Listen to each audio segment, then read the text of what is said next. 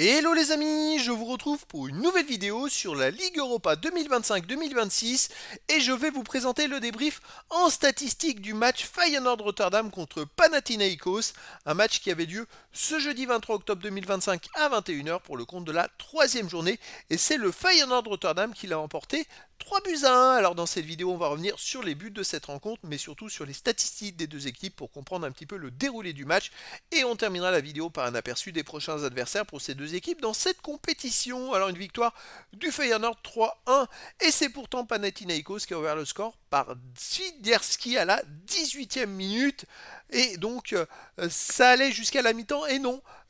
Dans les arrêts de jeu de la première mi-temps, c'est Reed qui a égalisé pour le Feyenoord Rotterdam à la 47e minute.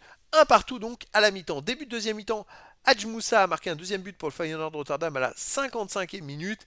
Et enfin, Larin a marqué à la 90e minute pour une victoire 3 buts à 1. Alors au niveau des statistiques, il y a eu 2,18 buts attendus XG pour Feyenoord Rotterdam à 1,05 pour le Panathinaikos. Bon, bah finalement, c'est à peu près le score, hein. Donc c'est vrai que c'est presque un score logique, on va dire.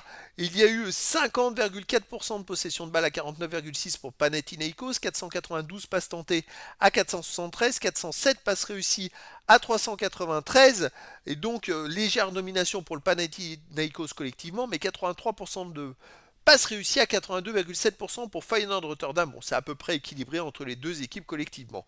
14 occasions à 9 pour le Feyenoord, 18 tirs à 12 pour le Feyenoord, 8 tirs cadrés à 5 pour le Feyenoord, 7 tirs contrés à 4 pour le Feyenoord, 1 poteau à 0 pour le Feyenoord, bon, 6 hors-jeu à 3 pour le Panathinaikos. Il y a quand même eu une domination générale du Feyenoord. Alors c'est vrai qu'ils ont été menés assez rapidement, mais je dirais que dans l'ensemble, la victoire elle est quand même méritée et logique. Les autres statistiques, il y a eu 3 corners à 2 pour le Feyenoord, 20 centres à 8 pour le Feyenoord, 15 interceptions à 14 pour le Feyenoord, 23 tacles à 13 pour le Feyenoord, 45 duels gagnés partout, 5 arrêts à 4 pour Panathinaikos, 18 fautes à 9 pour le Feyenoord Rotterdam, 5 jaunes à 1 pour Panathinaikos, pas de rouge. Le Feyenoord a été en tête dans beaucoup de statistiques. C'est vrai qu'à force, hein, ça finit par rentrer. Ils ont quand même été très bons et donc cette victoire elle est méritée. Allez, prochaine journée, ça sera la quatrième journée qui aura lieu le 6 novembre. Et le Feyenoord Rotterdam jouera à 21h au VfB Stuttgart, tandis que le Panathinaikos jouera à 18h45 à Malmö FF.